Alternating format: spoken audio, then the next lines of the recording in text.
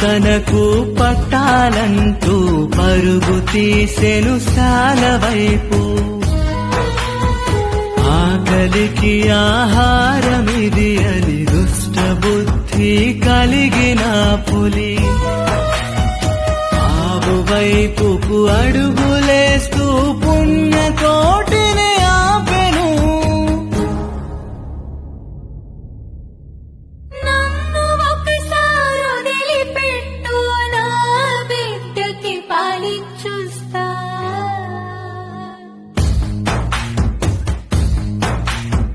నిన్ను వదిలితే మళ్ళీ రావని గర్జించింది నా పులి.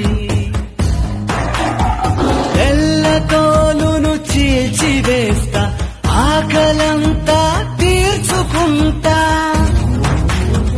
అసుర ఘోషతో ఘోర చూపుతో రంకెలేసెను ఆ పులి.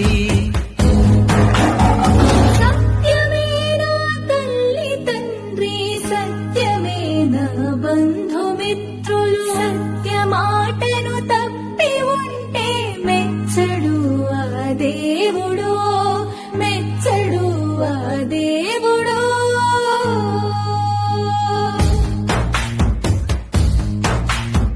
సత్యమాటను ఇచ్చి పులికి బిడ్డ వద్దకు వచ్చి ఏడ్చి చివరిసారి చూసుకుంటూ కన్నీళ్లతో హత్తుకుంటూ ఎవరి పాలు తాగనమ్మో, ఎవరి ఎండన బ్రతకనమ్మో, ఎవరి ఒడిలో నిదురపోను, ఎవరి ప్రేమను పొందను. అక్కలారా చెల్లెలారా, కరుణామై తల్లులారా, తప్పు చేస్తే నా బిడ్డని మన్నించి బుద్ధి చెప్పండి. అడ్డుపడితే కొట్టవద్దు, వెనక పడితే తిట్టవద్దు.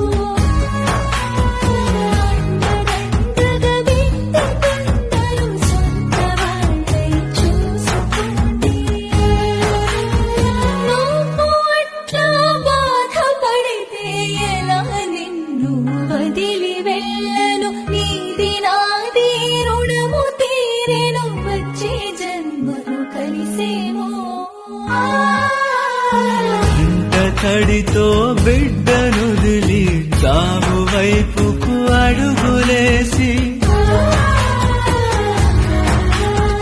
సత్యమాటకు విలువనిచ్చి పులి ముందర వచ్చి నిలిచి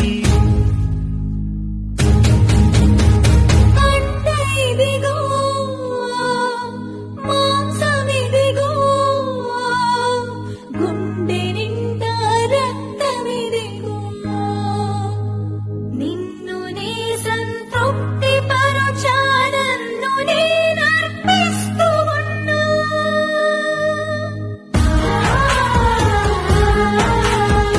పుణ్యకోటి మాట వింటూ కంట తడితో చెప్పే ఆ పులి. నిన్ను చంపి తప్పు చేస్తే క్షమించడు ఆ దేవుడు. తోడబుట్టని అక్క నీవు, నిన్ను చంపుట తగదు నాకు అన్న ఆ పులి కొండ దూకి తన ప్రాణము విడిచెను.